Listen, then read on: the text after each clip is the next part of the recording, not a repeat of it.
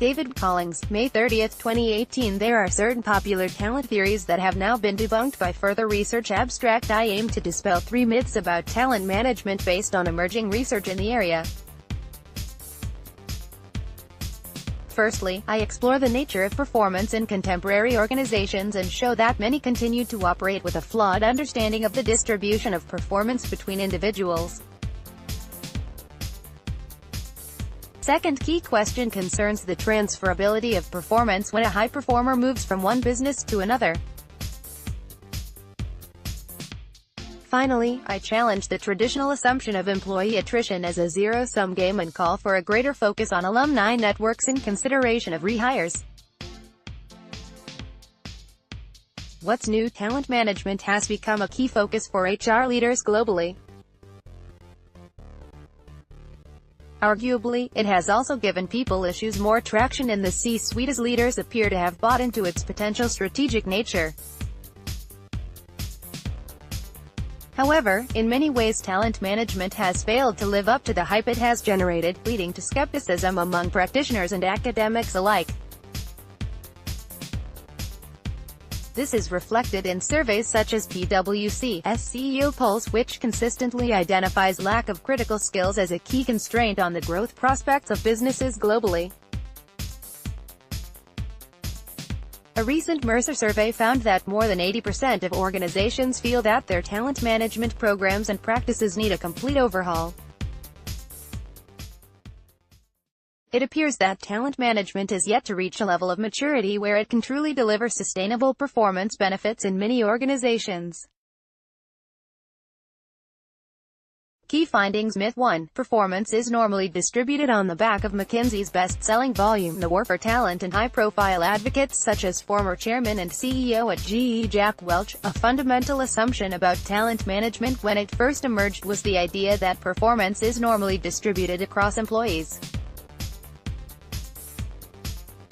This was exemplified in the notion of forced performance distribution. Also known as rank and yank, this approach worked on the assumption that managers were often reluctant to differentiate between employees in performance appraisals. Managers were supposedly limited to rating a set percentage of employees, generally 10% to 20%, as A players, with the majority being ranked as B players, and the remaining percentage, generally 5% to 10%, as C players. The assumption is that performance in any context is normally distributed, with most people as average performers, a smaller percentage of star performers, and a broadly similar proportion of poor performers. The players were disproportionately rewarded and offered greater developmental opportunities, the key objective being to continually move the performance curve and manage poor performers out of the organization. This approach became widely adopted and informed many early and enduring methods of talent management. While the so-called performance management revolution has arguably diffused the impact of forced distribution to a degree, some underlying assumptions around the nature of performance undoubtedly prevail.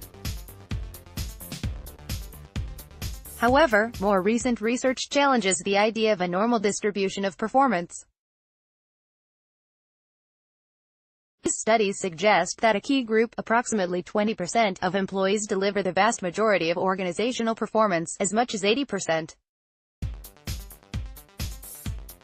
This reflects a power or Pareto distribution and exemplifies that knowledge-based work is less constrained by the limitations of machinery or other tools that tend to hold back exceptional performers. In practice, the number of top performers may be slightly higher than a normal distribution would suggest, but they contribute far more output than traditionally assumed. The presence of such high-performing stars also shifts the average to the right of the distribution compared to a normal distribution, with significant implications for what the mean performance looks like. In this distribution, the vast majority of performers actually fall well below the mean. Myth 2. Talent is portable. With the breakdown of traditional internal labor markets and falling organizational tenure, firms are increasingly turning to external hires to fill key talent gaps. Some analyses suggest that as few as a third of hires are now internal. Recruiters use high performance in previous jobs as a key indicator of the potential for high performance elsewhere. However, research across a range of organizational contexts confirms the challenge of transferring high performance from one employer to another. Research also found that external hires are costlier, with Matthew Bidwell's work showing that in financial services such hires were typically paid 18% more than internal hires in new roles. One of the leading contributors to our understanding of this area is Boris Groysberg at Harvard. Across a variety of contexts, his work has demonstrated the challenges of external hiring. For example, in tracking star stock market analysts over almost a decade, he found they failed to maintain high performance when they changed organizations nearly 50% of the time. Worryingly, their performance fell by an average of 20%, and it took up to 5 years for it to return to the level seen before the move. Another study examined the performance of GE executives who were hired as CEOs of other organizations between 1989 and 2001.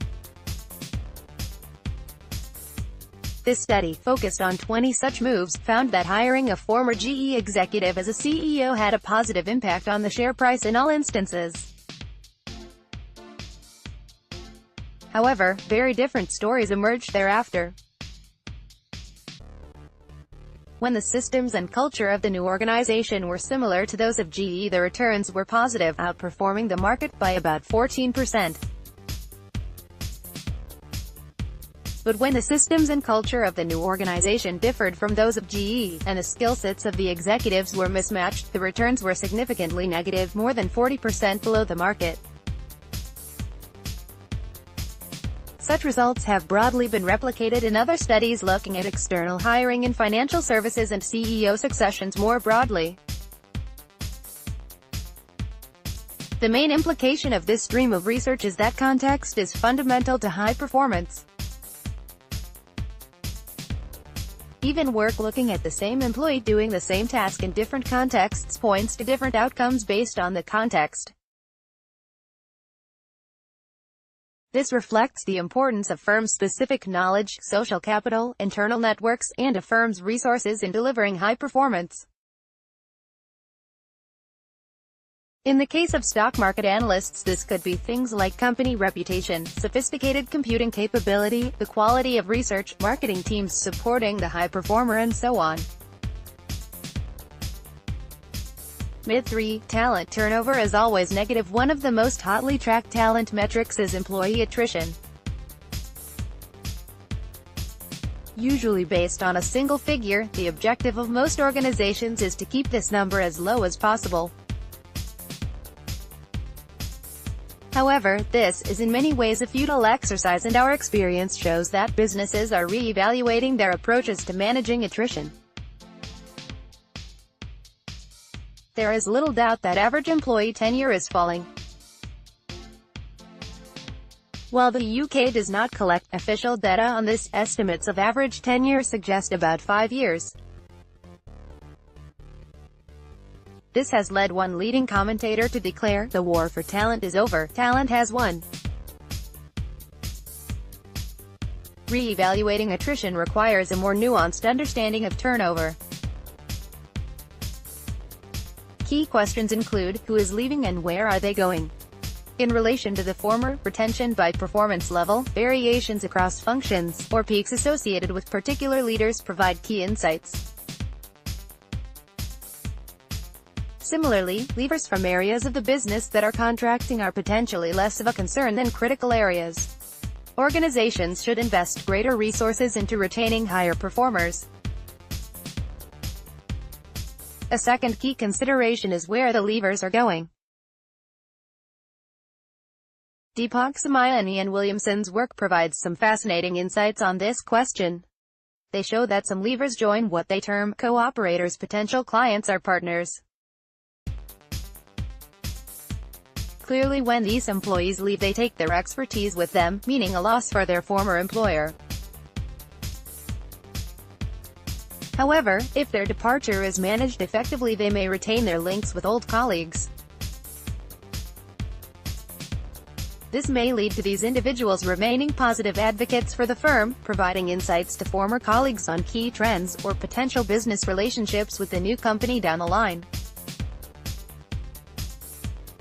Potential for these former employees to return as a boomerang hire is also increasingly recognized. This involves a mindset shift for many organizations. Despite the potential advantages of rehires, historically many businesses have steered away from former employees as a recruitment source. This is illustrated in a recent survey that found some 50% of respondents had an explicit policy against rehiring. Although research evidence on rehires is scant, it does point to a performance advantage for such people when they return, particularly when they have been gone for a short time. This is a key group of potential talent that organizations increasingly need to monitor and maintain relationships with to deliver on this potential. From research to reality, building talent systems and processes based on the assumptions of normal performance may have significant negative implications. For example, some exceptional performers may be designated as B players because of the limitations of the normal distribution. This could have significant implications for their motivation and performance. Equally, organizational systems and processes could impede star performance as they may have been set up without understanding how productive such stars could be. Similarly, reward and other programs should reflect the potential contribution of such employees. Research on the portability of performance reinforces the value of developing talent internally where possible. When recruiting externally, it is important to evaluate fit with the culture and structure of the hiring organization.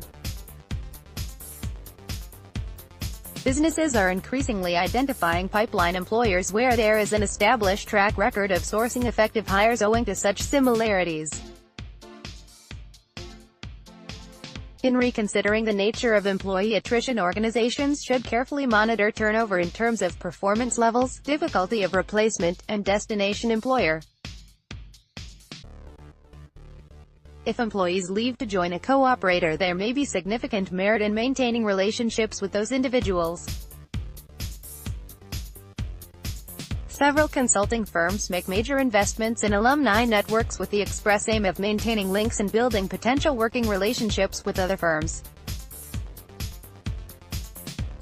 Such former employees should also be viewed as potential hires when roles open up within the business again. David Collings is Professor of HR Management at Dublin City University Business School. He featured 18th on HR Magazine's Most Influential Thinkers list 2017 comments.